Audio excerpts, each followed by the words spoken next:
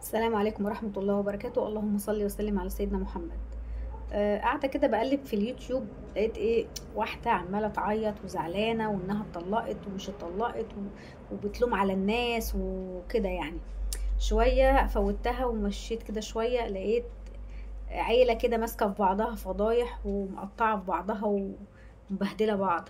خلاص ماليش دعوة، اطلع الاقي اتنين متطلقين ماسكين بعض، يعني ناشرين بعض على أسوأ حبل، مش عايزة اقول حاجة تانية يعني. فحسيت ان اليوتيوب منصة بقى للفضايح او لمعرفة الاخبار الشخصية للناس اللي اللي انت متعرفهاش اصلا. يعني انت جيرانك ما تعرفش عنهم حاجة، دول بقى ناس اصلا يمكن ما يكونوش في المحافظة اللي انت فيها ولا في البلد حتى اللي انت عايش فيها، بس انت تبقى عارف كل اسرارهم وادق تفاصيل حياتهم يعني. انا بس عايزة افهم حاجة، بالنسبه لما اكون واحده مثلا زعلانه انها اتطلقت وحاسه انها اتحسدت والناس بصوا لها في حياتها والكلام ده، يعني مثلا هو كان مين اللي دخل الناس عشان تبص في حياتك؟ يعني الناس ودت عينيها في حياتك ازاي؟ ما انت اللي جبتي عينين الناس عندك، صح؟ مش انت اللي جبتي عينين الناس عندك؟ يعني خلاص سيبيهم يبصوا، ما هم مش هتجيبي العينين عندك وهي مغمضه، لا هيبصوا. يعني انتوا مثلا بقيتوا تعرضوا فترة الحمل وفترة الولادة وفترة الرضاعة وفترة الحضانة وفترة الأكل وكل حاجة انتوا بتعرضوها بالظبط في حياتكم يعني. غالبا اصلا بحس ان موضوع حتى الحمل واختبار الحمل والولادة والكلام ده، انا بحس ان هم يعني بيحملوا عشان يعملوا ترند او عشان يعملوا مشاهدات. اصل الحمل ده فترته 9 شهور، فتخيل كل يوم فيديو في 9 شهور. فيعني راح عند الدكتورة وتعبانة والجنين مش عارفة بقى عنده ايه، و9 شهور كل يوم فيديو. وبعد الولادة الحضانة والتعبانة، وده غير ان يوم الولادة نفسه ومش عارفة السبوع وتعبان ورايح للدكتور وجايب من عند مش عارفة مين. فموضوع انك يكون عندك مولود ده بالنسبة للناس اليوتيوبر دول، ده كنز. كنز والله العظيم، بحسه كده من يوم الحمل لحد بقى ما يكبر ويتجوز تقريبا، هو ده محتواهم بقى. بيقرفونا والله. فما تجوش تعرفونا كل حاجه وتزعلوا وتعيطوا ان انتوا اتطلقتوا، ده اذا كان اصلا في طلاق من اصله. ما هو الطلاق ده لوحده بقى محتوى كمان. اللي خلاص بتخلص موضوع الحمل والرضاعه والولاده والكلام ده، خلاص هتعمل فيديو عن ايه، فتتفق هي وجوزها كل واحد يقعد في اوضه، كل واحد يصور من اوضه ويتطلقوا كده قدام الناس، وبعد ما يخلصوا يضحكوا مع بعض، وازاي شفت انا قلت ايه عليك وانت شفتي قلتي عليا، يا نهار ابيض ايه ده. يفضحوا بعض فضايح ويقولوا لبعض كلام، وفي الاخر يقول لك احنا رجعنا لبعض. رجعتوا لبعض؟ يا ريتكم فضلتوا متطلقين. يعني في طلقات كده تحس ان انت يعني انت لما بتسمع عن حد اتطلق تقول معلش رجعوا لبعض عشان العيال والكلام ده، لكن الناس دي لما بتسمع ان هم رجعوا لبعض انت اصلا بتستاء. يعني يا ريتكم ما رجعتوا يا شيخ على القرف اللي انتوا قلتوه على بعض ده يعني.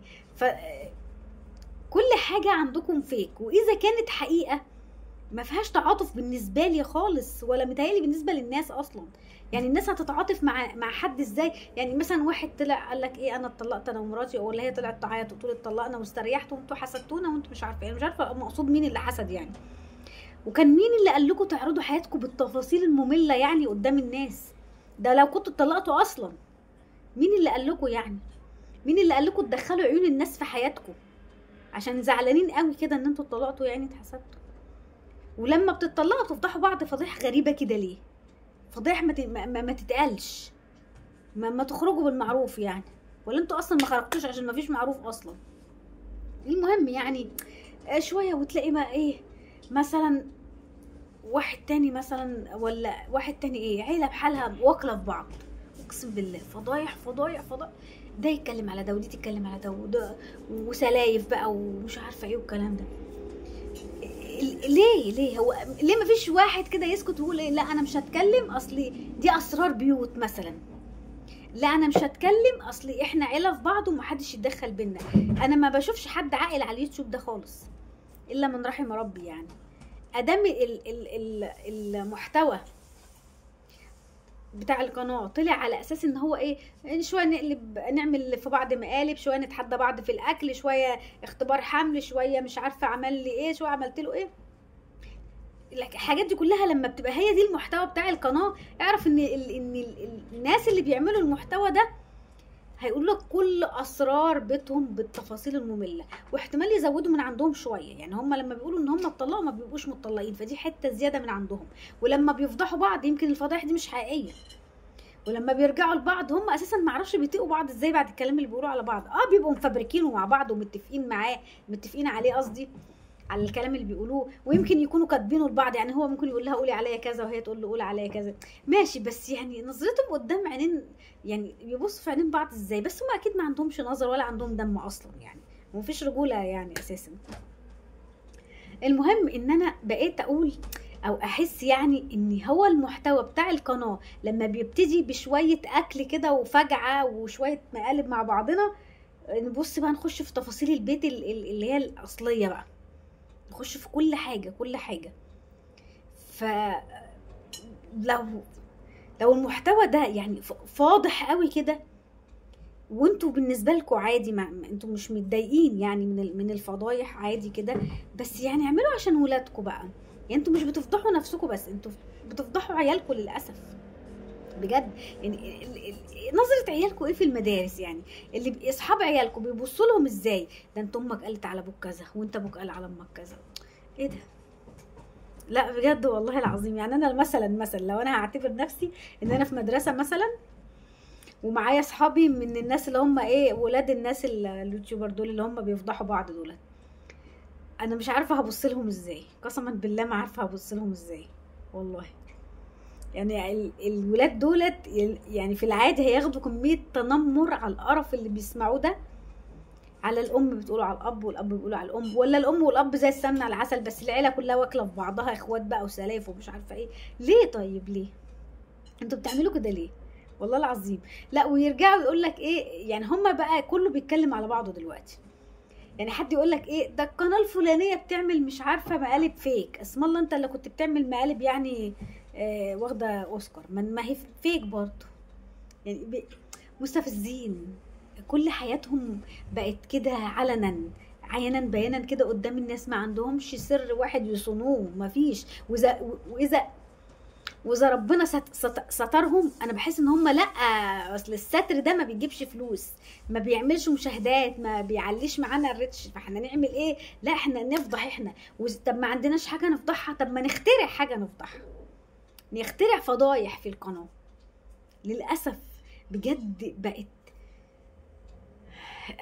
يعني الناس دي انا مش قادره افهم، ما بيقعدوش شويه كده مع بعضهم؟ متهيألي لو قعدوا كده 10 دقايق يعني في خلوه كده مع نفسهم، يغمضوا عينيهم كده ويفكروا يعني هو وبعدين، والله العظيم وبعدين الفلوس حلوه ومغريه وجميله قوي، بتجيب كل حاجه، الفلل والعربيات والسفر بتطلعك فوق السحاب، هتسكنك في المريخ لوحدك. وبعدين بقى ايوه طب ما انت عملت، انا شايفه كمان ان انت عملت فلوس، طب ما خلاص كفايه. في ناس معينه كده، طب ما انتوا عملتوا يا جماعه، ما تبطلوا طب فضايح، وتبطلوا تنشروا اخباركم، وتبطلوا تنشروا تفاصيل حياتكم، وتبطلوا يعني الراجل يعرض الست والست تتعرض عادي، وحتى لو لابسه ومحجبه وكل حاجه، بس في تفاصيل كده برضو يعني انا مش عارفه يعني.